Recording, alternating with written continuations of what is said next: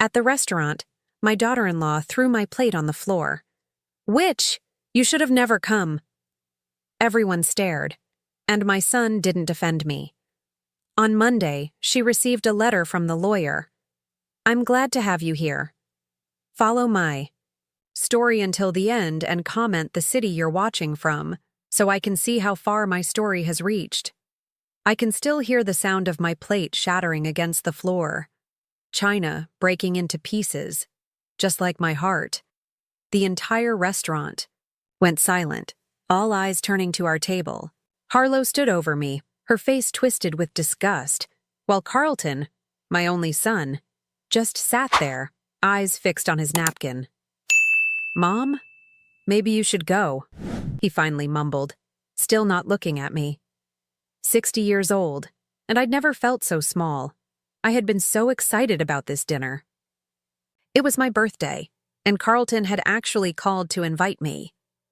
After months of unanswered calls and brief, hurried conversations, I thought things were finally changing. I spent hours getting ready, putting on my best dress, the pearl necklace Robert had given me before he passed away 5 years ago. I arrived at Bellini's, a fancy Italian restaurant I couldn't really afford, clutching a small photo album I'd put together. Pictures of Carlton growing up. I thought we might look through it together over dessert. Silly me, the tension was palpable from the moment I sat down. Harlow barely acknowledged my presence, typing furiously on her phone. Carlton seemed nervous, constantly checking his watch. Still, I tried. God knows I tried. "How are the children?" I asked, desperate to hear about my grandchildren. I hadn't seen them in almost 8 months. "They're fine," Harlow snapped, not bothering to look up from her phone. I persisted, smiling through the pain. "I brought a little gift for Emma's birthday next week. I hope she'll like it." That's when Harlow finally looked at me, her eyes cold as ice. "We already told you, Bessie. Emma has too many toys. She doesn't need your cheap trinkets." Carlton shifted uncomfortably. "Harlow, please." "No, Carlton. I'm tired of her trying to buy our children's affection when she was such a terrible mother to you." I felt like I'd been slapped. I don't understand," I whispered. "You never do you?" Harlow continued, her voice getting louder. "Always. Playing the victim. Poor Bessie, all alone in that big house. Maybe if you hadn't been so controlling, Carlton wouldn't have needed therapy." Therapy? This was the first I'd heard of it. I looked at my son, confused and hurt. Carlton? He wouldn't meet my eyes. "It's nothing, Mom." "It's not nothing," Harlow insisted. "Tell her how she ruined your childhood. Tell her how she never let you be your own person." The waiter arrived with our food, awkwardly placing plates in front of us as Harlow continued her tirade. I sat frozen, unable to process what was happening. When the waiter left, I tried to reach for Carlton's hand. "Honey, I don't know what—" That's when Harlow snapped. She stood up, grabbed my plate of pasta and threw it to the floor. "You witch! You should never have come!" The crash silenced the entire restaurant. I felt the eyes of strangers burning into me as sauce splattered across my dress and shoes. "Carlton!" I pleaded, my voice breaking. "Carlton, please!" But my son, the little boy I'd raised alone after Robert died of cancer when Carlton was just 12, the boy I'd worked 3 jobs to put through college, just sat there, silent, ashamed, not of Harlow, but of me. I grabbed my purse, hands trembling, so badly I could barely stand. "I'm sorry to have ruined your evening," I managed to say, dignity the only thing I had left. Then I walked out, head held high despite the tears streaming down my face. In the parking lot, I sat in my car and sobbed. Through the restaurant window, I could see them continuing their meal as if nothing had happened, as if I had never been there at all. I drove home to the house Robert and I had bought 40 years ago, the house where Carlton took his first steps, where he had his first kiss on the porch, where he'd told me he was going to marry Harlow. The house that suddenly felt too big, too empty, too full of ghosts. I didn't sleep that night. Instead, I sat in Robert's old armchair, surrounded by photo albums and memories, trying to understand where I'd gone wrong. Had I been controlling? Had I ruined Carlton's childhood? The questions haunted me until dawn. By morning, something had shifted inside me. The tears had dried, leaving behind a clarity I hadn't felt in years. I picked up the phone and called a number I hadn't used in a long time. James? It's Bessie Hartman. I need your help. On Monday, Harlow received a letter from my lawyer. Her account had been frozen. What my son and his wife didn't know, what I had kept secret for years out of respect for their independence, was about to change everything. 3 days after the restaurant incident, I sat across from James Wilson in his office. The leather chair felt cool against my back as I watched him review the documents I'd brought. "You're sure about this, Bessie?" James asked, peering at me over his reading glasses.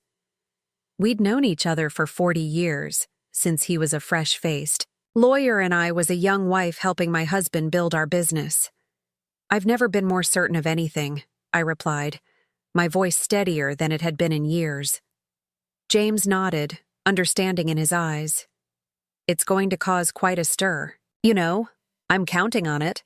What Carlton and Harlow didn't know, what I had kept hidden out of some misguided desire to not appear boastful, was that I wasn't just Carlton's aging mother living on a modest pension. That story was a facade I'd maintained for years. The truth was far different. While Robert had been the face of Hartman Construction, I had been its backbone. After his death, instead of selling the company as everyone expected, I took over. Quietly, behind the scenes, I grew the business into one of the most successful construction firms in the state. I lived simply not out of necessity but by choice. The big house I kept mostly because of the memories it held, not because I needed to impress anyone, but the most significant secret? The beautiful colonial home where Carlton and Harlow lived with my grandchildren, the home they believed Carlton had purchased with his successful career as an investment banker, was actually mine. I had bought it 7 years ago when Carlton mentioned wanting to move to that neighborhood, but couldn't quite afford it yet. "Let me help," I'd offered. "No, Mom," he'd said firmly, "we don't need your money." So I'd purchased the house through my company and arranged for them to buy it through a private sale at half its market value. Carlton believed he'd gotten a fantastic deal from a motivated seller. In reality, I still held the deed, and their mortgage payments went into a trust I'd established for my grandchildren's education. It was all perfectly legal, if somewhat deceptive. I had told myself it was what any mother would do, help without wounding pride. Now I wondered if I'd just been enabling the distance between us, allowing them to believe they didn't need me when in fact, they'd been relying on me all along. Thud. "Letter should arrive today," James said, interrupting my thoughts. "Are you prepared for the fallout?"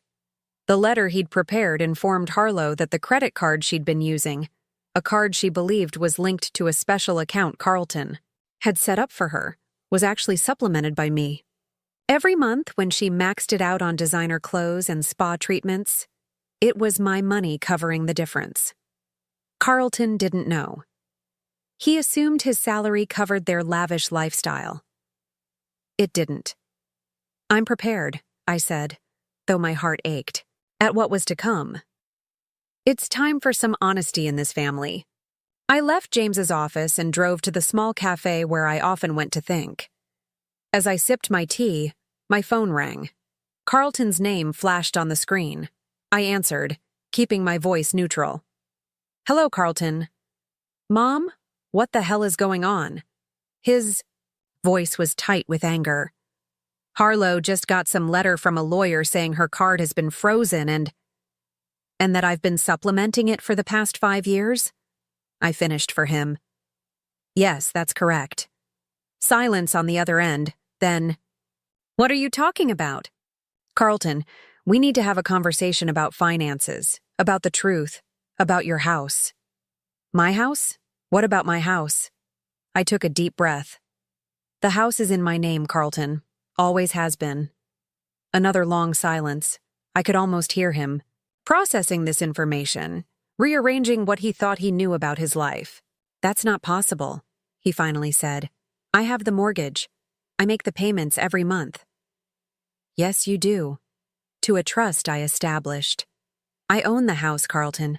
I've been helping you financially for years, but after what happened at the restaurant, I've decided it's time for some honesty between us. This is crazy, he sputtered. You're making this up because Harlow upset you. Mom, this is exactly the kind of controlling behavior she was talking about. His words stung, but I stayed calm. I'll be at home all afternoon. Come by when you're ready to talk.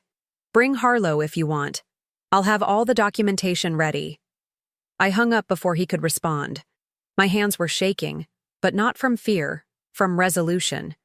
For too long, I'd allowed myself to be pushed to the margins of my son's life, watching from a distance as Harlow poisoned him against me.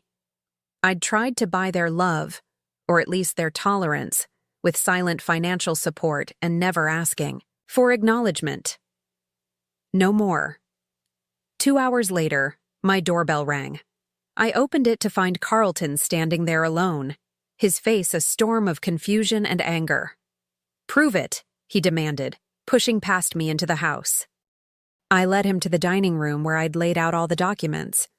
The deed to their house, bank statements showing my monthly supplements to Harlow's spending, tax records proving I still owned Hartman Construction. I don't understand, Carlton whispered as he flipped through the papers. Why would you hide this from me? From us? I sat down across from him, suddenly feeling every one of my 60 years. Because you made it clear you didn't want my help, I said softly. But you needed it, and I just wanted to be part of your life, even if you didn't know it. Carlton looked up at me, and for a moment, I saw the little boy who used to run to me with skinned knees and broken toys, trusting me to fix everything. Does Harlow know? He asked. No. The letter was the first she's heard of it. He ran his hands through his hair, a gesture so like his father it made my heart ache. She's furious. She thinks you're trying to punish her for what happened at the IHE restaurant. And what do you think? Carlton looked at me, really looked at me, perhaps for the first time in years. I think I don't know my own mother at all. The next morning, a car door slammed outside my house with enough force to rattle the windows. I was in the kitchen, calmly preparing tea, though I knew exactly who had arrived. Mom, Carlton's voice bellowed as he burst through the front door without knocking. We need to talk, now. I took my time adding honey to my tea, steeling myself for what was coming. When I finally entered the living room, Carlton wasn't alone. Harlow stood beside him, her face flushed with anger, designer purse clutched like a weapon. Good morning, I said evenly. Would either of you like some tea? Cut the act, Harlow snapped. What kind of sick game are you playing? I settled into Robert's old armchair, regarding them both with a calmness I didn't entirely feel. No game. Harlow, just truth. Carlton paced the room, agitated. After our conversation yesterday, I'd expected him to look more humbled. Instead, he seemed reinvigorated with anger. You can't just freeze Harlow's accounts, he insisted. Do you have any idea how embarrassing it was for her when her card was declined at Nordstrom? In front of everyone? I almost laughed. Is that really what concerns you most right now? Embarrassment at a department store? You're trying to control us, Harlow interjected. Just like you've always tried to control Carlton. He told me all, about his childhood, how you suffocated him after his father died. I set my teacup down, the gentle clink against the saucer a stark contrast to the tension in the room. Is that what you believe, Carlton? That I suffocated you? He stopped pacing, his hands curling into fists. You never let me make my own decisions. Every time I wanted to do something, play football, go away for summer camp, even my choice of college, you had to weigh in. I weighed in because I was your mother, I said quietly. A single mother trying to raise a son and run a business after her husband died. I wasn't perfect, Carlton. Far from it. But everything I did was out of love for you. Love? Harlow scoffed. If you loved him, you wouldn't manipulate him like this. I fixed my gaze on her. Like what, exactly? By helping you maintain a lifestyle you can't afford? By giving you a house you couldn't otherwise live in? We don't need your money, Carlton insisted. I make more than enough. No, you don't, I interrupted, surprising even myself with my directness. Carlton, your salary is substantial, but not enough for the way you and Harlow live. The house alone would consume nearly 70% of your take-home pay if you were actually paying market rate for it. I reached for a folder on the side table and handed it to him. These are your financial records for the past 5 years. The withdrawals, the credit card bills, the investments that somehow never seem to mature. He reluctantly took the folder, his hands shaking slightly as he opened it. This is an invasion of privacy, Harlow sputtered, but I could see the fear behind her indignation. Perhaps, I acknowledged, but sometimes the truth needs to be invasive to be heard. Carlton flipped through the pages, his expression shifting from anger to confusion. This can't be right. We don't spend this much on. What is luxury boutique? Services? Harlow quickly moved to close the folder. It's nothing. Your mother is obviously making things up to come between us. Am I? I asked softly. Carlton, I've known for years that Harlow has been manipulating you. I stayed silent because I didn't want to lose you completely. Every time I tried to get close, she found a way to push me further away. Made up stories about things I supposedly said or did. That's not true! Harlow's voice rose to a near shriek. Remember when you thought I refused to attend Emma's christening? I was never invited. Or when you believed I criticized your parenting at Thanksgiving? I wasn't even there. Carlton looked between us, doubt clouding his features. Mom, Harlow wouldn't. She would and she did, I continued firmly. And I let it happen, because I was afraid that if I confronted her, I'd lose any chance of seeing you or my grandchildren. So instead, I helped silently. I bought your house. I supplemented your income. I kept your lifestyle afloat while Harlow systematically cut me out of your lives. Harlow grabbed Carlton's arm. She's lying. She's always been jealous of me, of us. She can't stand that you chose me over her.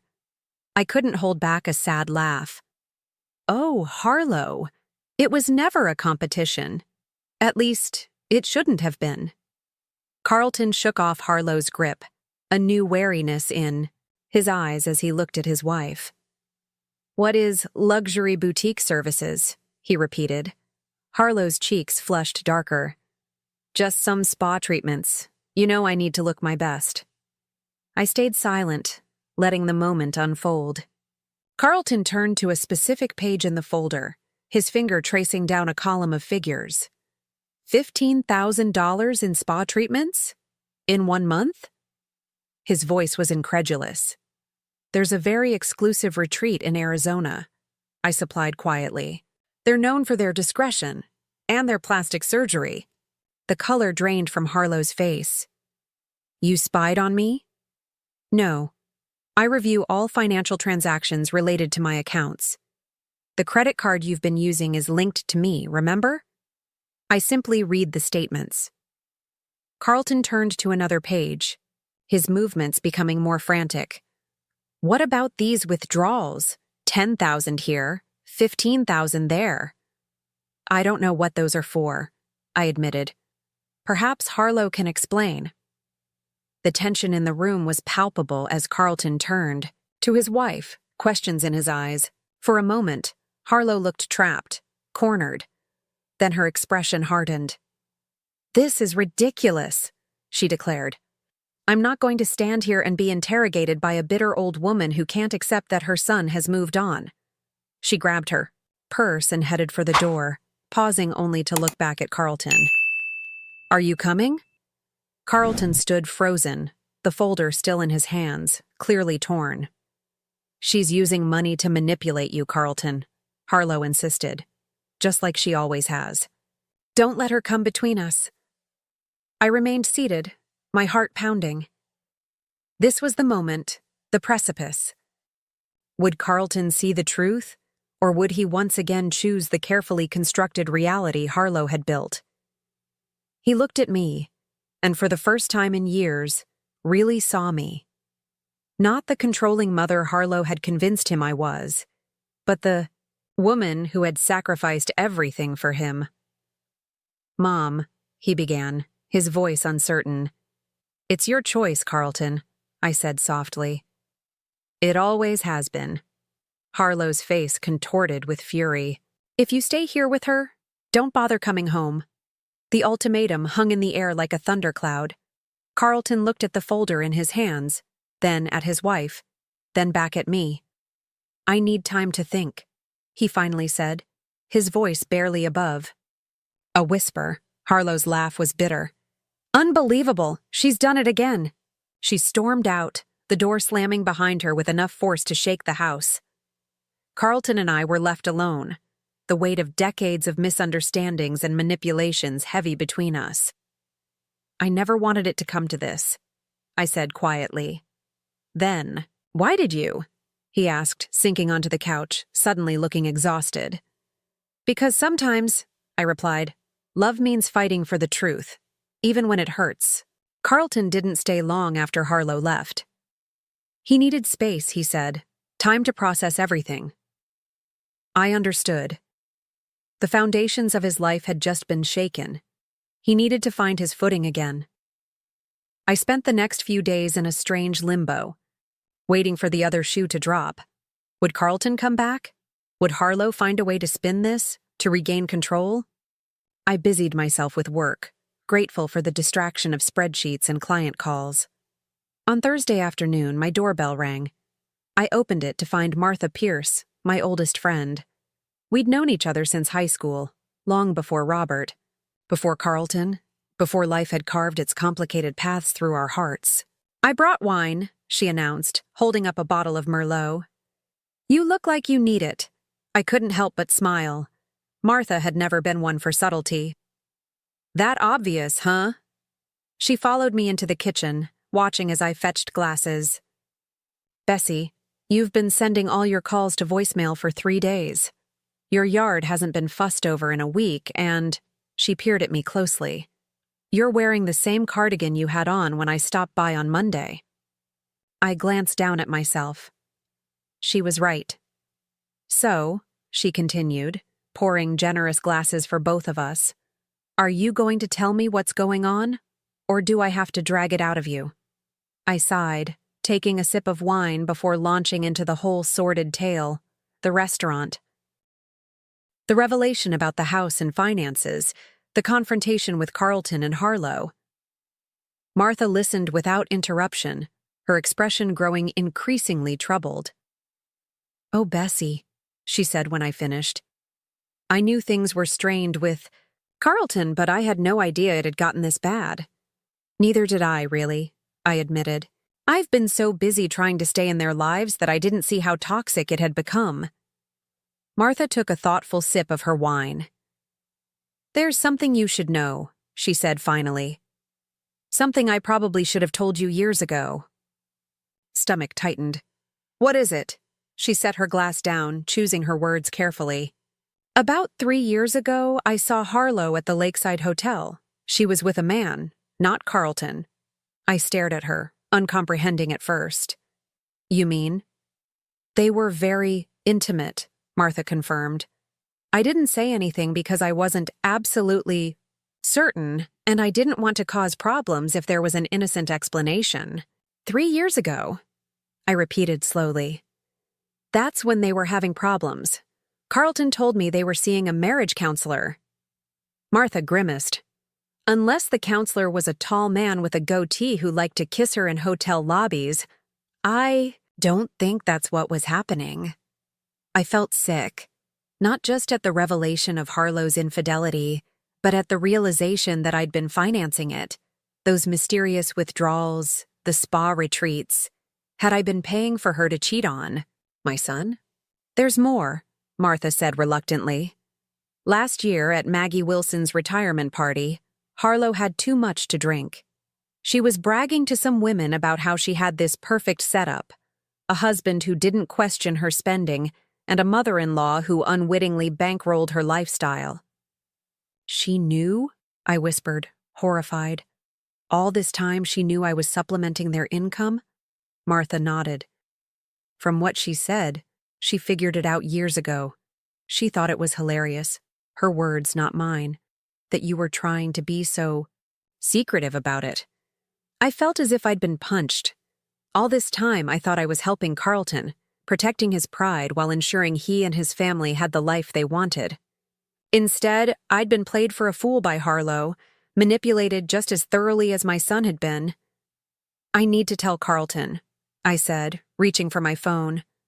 Martha gently laid her hand over mine. Are you sure that's wise? He's already dealing with so much. I hesitated. He deserves to know the truth. All of it. Yes, but timing matters, Bessie. He's just had his world turned upside down. Maybe give him a little time to adjust before adding to it. She was right, of course. But before I could respond, my phone rang. Carlton's name flashed on the screen. It's him, I told Martha, my heart racing as I answered. Carlton? Is everything all right? His voice was tight, controlled in a way that immediately worried me. I need to see you. Can I come over? Of course, I said. I'm home now. I'll be there in 20 minutes. He hung up without saying goodbye. Martha stood, gathering her purse. I should go.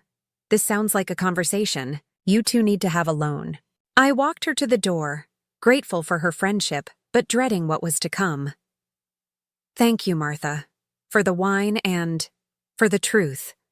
She squeezed my hand. Call me later. And Bessie? Be gentle with him. Finding out your life isn't what you see.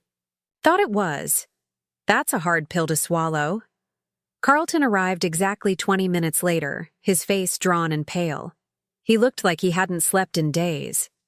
Come in, I said, stepping aside. Can I get you anything? Coffee? Something stronger? Nothing, he replied, moving past me into the living room. He paced for a moment, then turned to face me, his expression unreadable. I found something, he said, his voice oddly flat. He pulled an envelope from his jacket pocket and handed it to me. Inside were bank statements, not the ones I'd shown him before, but others. Account numbers I didn't recognize, transactions to places I'd never heard of. One name jumped out. Bahamas Private. Banking Limited, what is this? I asked, though a sinking feeling told me I already knew. Harlow has a secret account, Carlton said, his voice cracking slightly. She's been transferring money, our money, into it for years, over $300,000. I sat down heavily, the statements clutched in my hand. Oh, Carlton. I'm so sorry, he laughed, a bitter sound that held no humor. You're sorry? I'm the one who should be apologizing. You tried to tell me and I wouldn't listen. I believed her lies about you because it was easier than facing the truth. Which is? That I married someone who never loved me, he said simply. Someone who saw us, as nothing but a means to an end. I wanted to comfort him, to tell him that surely it wasn't that bad. But I couldn't bring myself to lie. Not now, when truth was finally breaking through. There's more, he continued, sitting down across from me. I hired a private investigator. My eyes widened. Carlton, that's necessary, he finished firmly. I needed to know how deep this went. And Mom, his voice broke. It's worse than I thought. The investigator had uncovered not just the affair Martha had witnessed, but multiple relationships over the years. Harlow had been systematically stealing from us, building her nest egg while planning her escape. She was going to leave, Carlton said, his voice hollow. The investigator found emails. She and this man she's been seeing, they were planning to take the kids and move to the Bahamas once she'd squirreled away enough money. I reached for his hand, and to my surprise, he let me take it. "The children," I said softly. "How are they?" Confused. Harlow told them I'm on a business trip. His eyes filled with tears. I haven't figured out how to tell them that their mother has been lying to all of us. We sat in silence for a moment, the weight of everything pressing down on us. Finally, Carlton spoke again, his voice stronger. "I've been such a fool, Mom, and not just about Harlow." He squeezed my hand. "I let her convince me that you were the enemy, that you were controlling and manipulative, when all along it was her." "We were both deceived," I said gently. He shook his head. "No, I should have seen it. The way she isolated me from you, from my friends, the way she always had an explanation for everything, the missing money, the late nights, the constant criticism of you. I wanted so badly to believe we had this perfect life that I ignored all the signs it was falling apart. I wanted to tell him it wasn't his fault, but I knew he needed to work through this himself. Instead, I asked, "What will you do now?" Carlton straightened, a resolve settling over his features that reminded me so much of Robert it made my heart ache. "I've frozen all our accounts. I've contacted a lawyer, not just about a divorce, but about pressing charges for the theft. And, Mom," he hesitated, "I need to ask you a huge favor." "Anything," I said, and meant it. "Can the kids and I stay here for a while? Just until I figure things out?" For the first time in years, I felt hope flutter in my chest. "Of course you can. This is your home too. It always has been." Later that night, after Carlton left to pack some things for himself and the children, I stood in my kitchen, looking out at the backyard where he used to play. So much had changed. So much pain had been inflicted.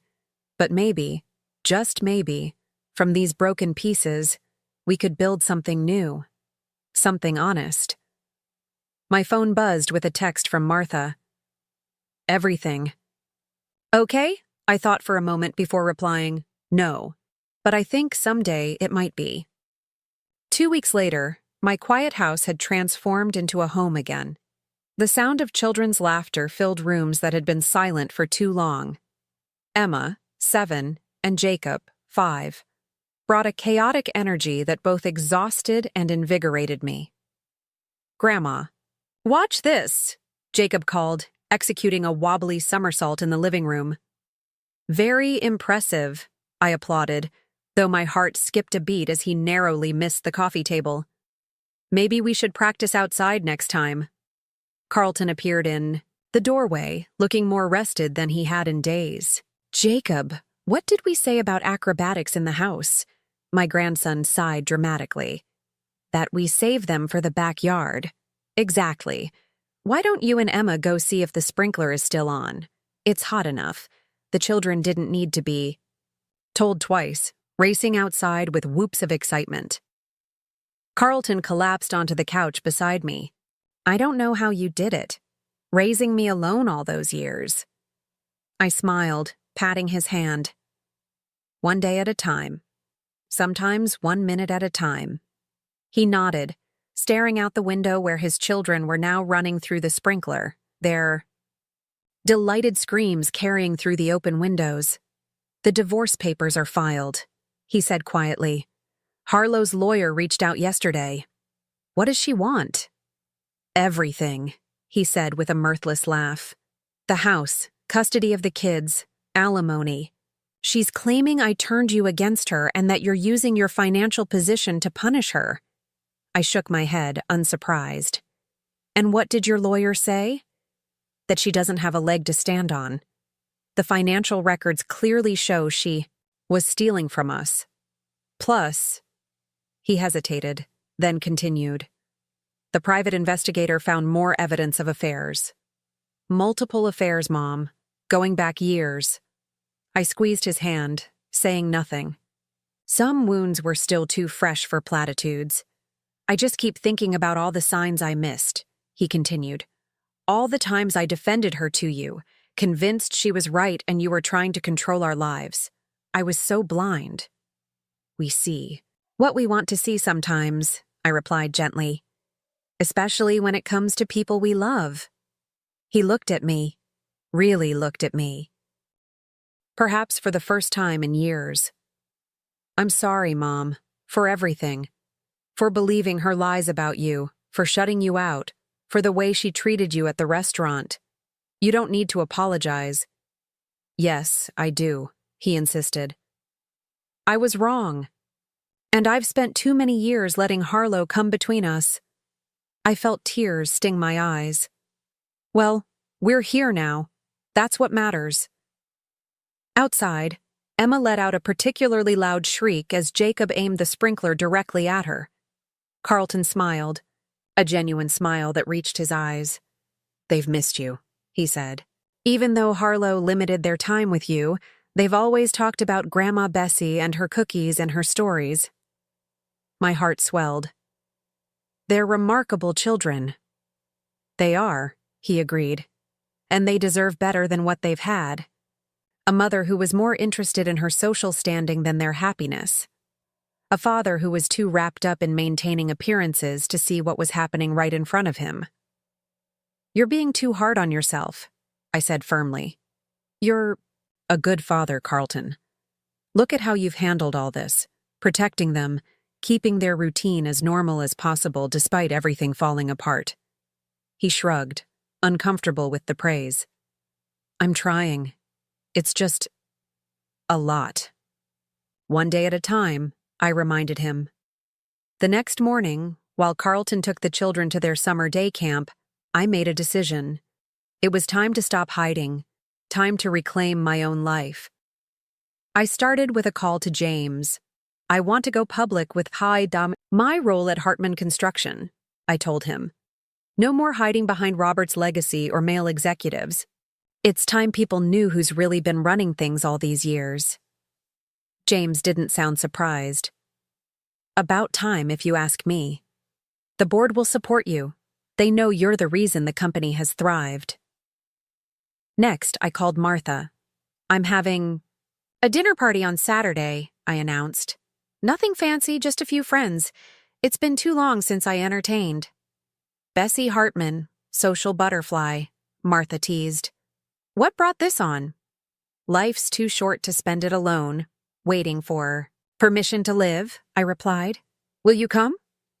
Wild horses couldn't keep me away. By Saturday, my dining room table was set for 8. Martha and her husband, my old friend David, who'd recently been widowed, James and his wife, Carlton, and me. The children were having a supervised play date with friends, giving Carlton a much-needed evening among adults. It felt strange at first, hosting again after so many years of quiet solitude. But as wine was poured and conversation flowed, I felt something inside me unfurling, like a flower too long kept in the dark. To new beginnings, James toasted, raising his glass. And old friends, I added, looking around at the faces of people who had known me, the real me, all along. Later, as we moved to the living room for coffee, David sat beside me on the sofa. It's good to see you like this, Bessie, he said, his voice warm. Reminds me of the dinner parties you and Robert used to throw. You always had a gift for bringing people together. I smiled, touched by the memory.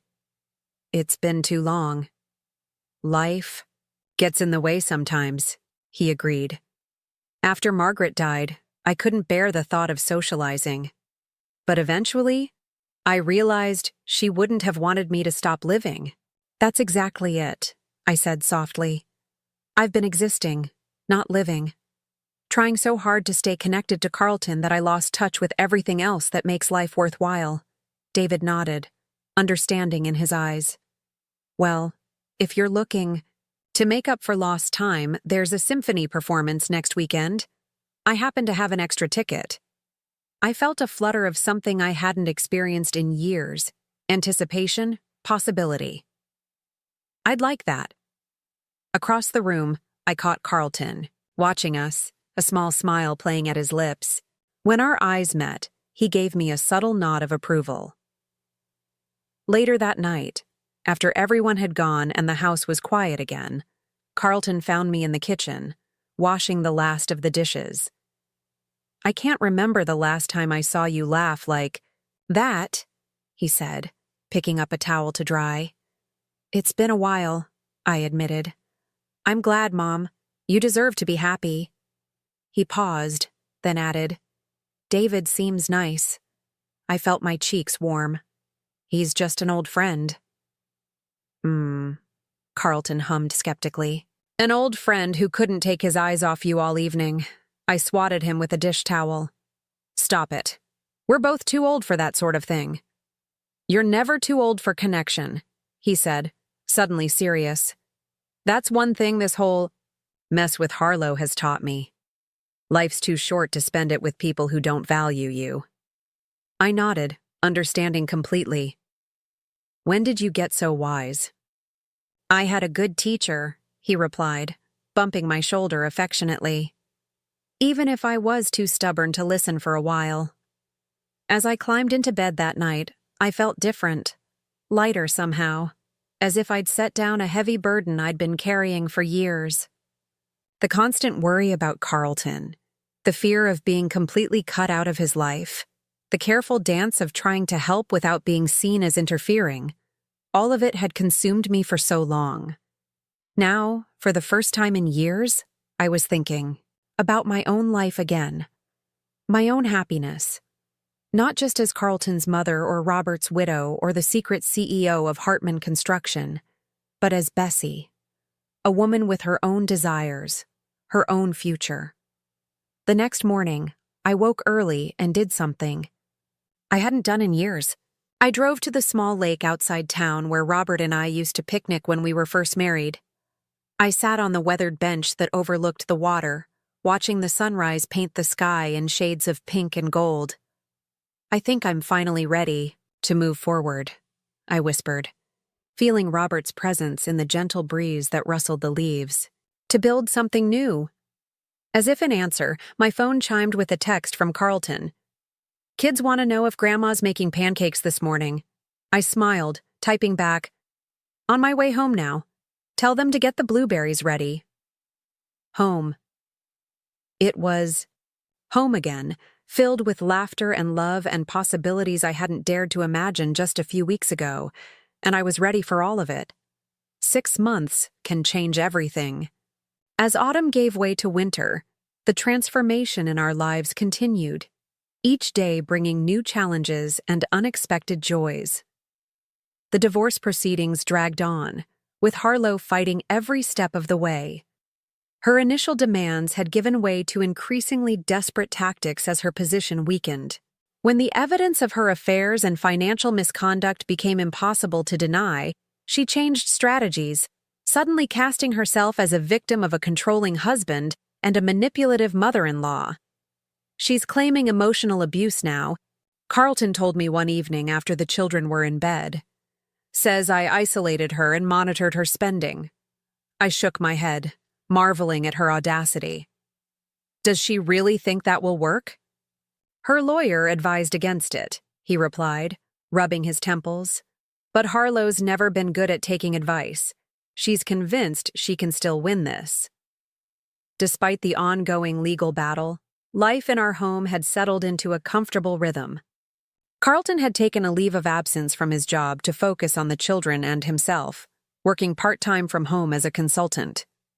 I had officially stepped into the role of CEO at Hartman Construction, no longer hiding behind proxies and figuring heads.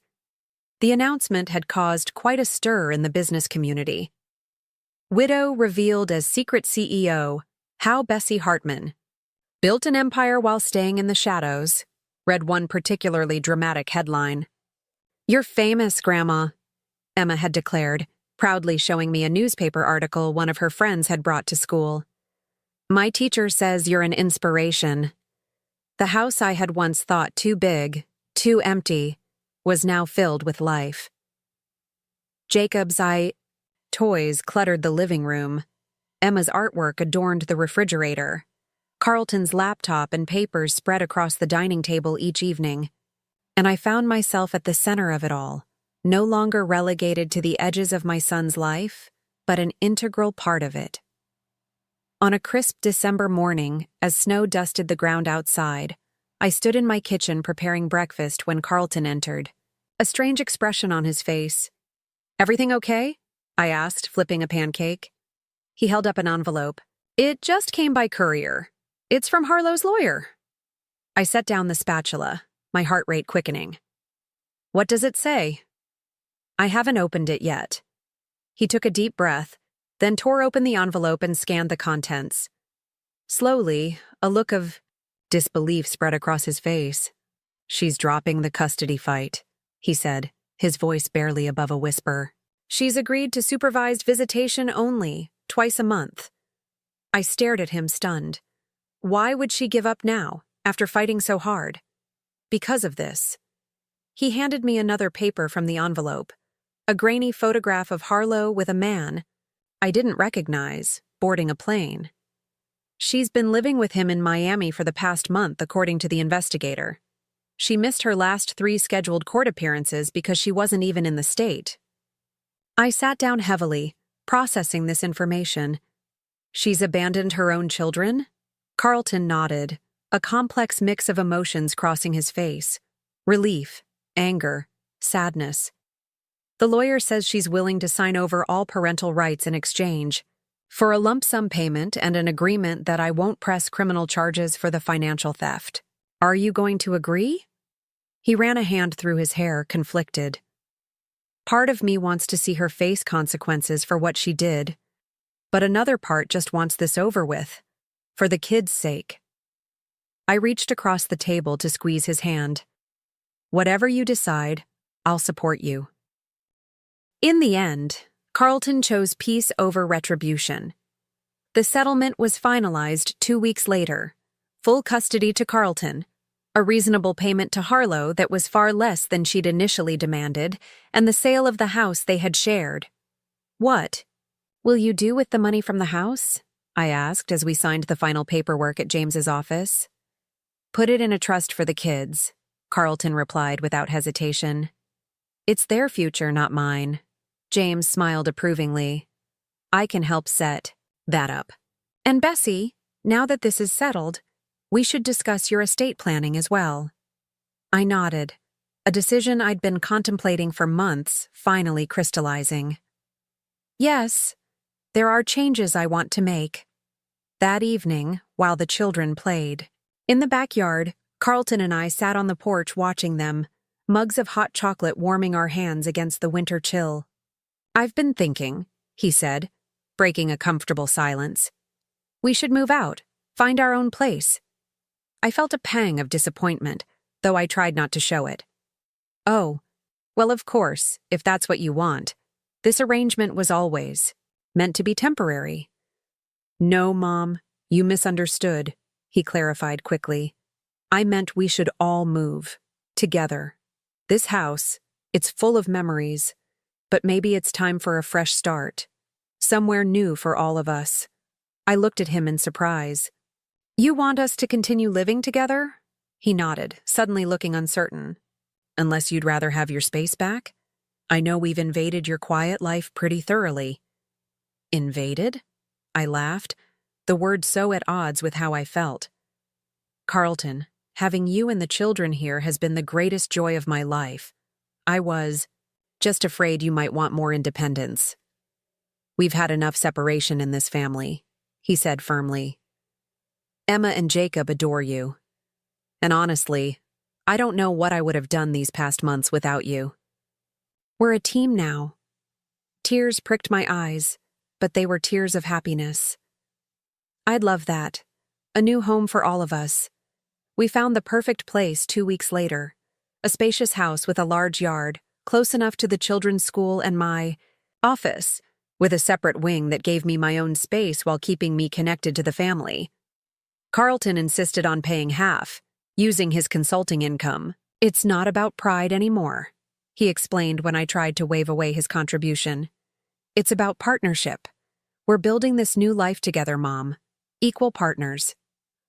The day we signed the papers for the new house, I finalized another important document with James, my new will. Unlike the division Harlow had expected, where my assets would go to her and Carlton with nothing for me, this will reflected our new reality. My estate would be divided equally between Carlton and my grandchildren, with provisions for their education and future. Moving day arrived in early spring. As I stood in the empty living room of the house Robert and I had shared for 40 years, memories washed over me. Carlton taking his first steps across this very floor, Robert's laugh echoing from the kitchen, years of Christmas mornings and birthday celebrations, quiet evenings alone after they were both gone from my life. "Ready, Mom?" Carlton asked from the doorway, Emma and Jacob peering around him curiously. I took a deep breath and nodded. "Ready." Our new home welcomed us with bright open spaces and possibilities. We spent that first weekend unpacking and arranging, making the house our own. David came by with a housewarming gift, a beautiful wind chime for the back porch, and stayed for dinner, his easy conversation and warm laughter fitting seamlessly into our family circle. That night, after the children were asleep and Carlton had retired to his room, I sat alone on the new back porch, listening to the gentle sound of David's wind chime in the spring breeze. The stars above seemed especially bright, as if celebrating with us. My phone buzzed with a text. "Martha, how's the new place?" I smiled, typing back, "It feels like home already." Her response came quickly. "Of course it does. Home isn't a place. It's the people you share it with." She was right, of course. For years, I had clung to the past, to the physical reminders of what my family had been. I had tried to buy my way into Carlton's life, silently supporting him financially while accepting emotional scraps in return. But real connection couldn't be purchased. Real family couldn't be maintained through secret bank transfers and silent sacrifices. It required honesty, vulnerability, and the courage to speak difficult truths. The path to where we were now had been painful. There had been moments of heartbreak so acute I thought I might not recover. But through it all, something stronger had emerged, a relationship with my son based on mutual respect and genuine understanding, not obligation or manipulation. And beyond that, I had reclaimed myself. No longer just someone's mother or widow, but a woman with her own identity, her own strength, her own future stretching out before her. The house Harlow had coveted so desperately was sold. The control she had wielded over our family was broken. The secrets that had kept us isolated from each other were exposed to light and air, allowing healing to finally begin. I looked up at the stars once more, feeling a profound sense of peace settle over me. The fortune I had hidden for so long was now being used openly to build something far more valuable than any material possession, a family bound by love and truth, not secrets and obligation. In the end, what Harlow had failed to understand was that the true wealth was never in the house or the bank accounts. It was in the connections we built, the trust we earned, the love we shared. And that was something no one could ever take away from us again. Now I'm curious about you who listened to my story. What would you do if you were in my place? Have you ever been through something similar? Comment below. And meanwhile, I'm leaving on the final screen 2 other stories that are channel favorites, and they will definitely surprise you. Thank you for watching until here.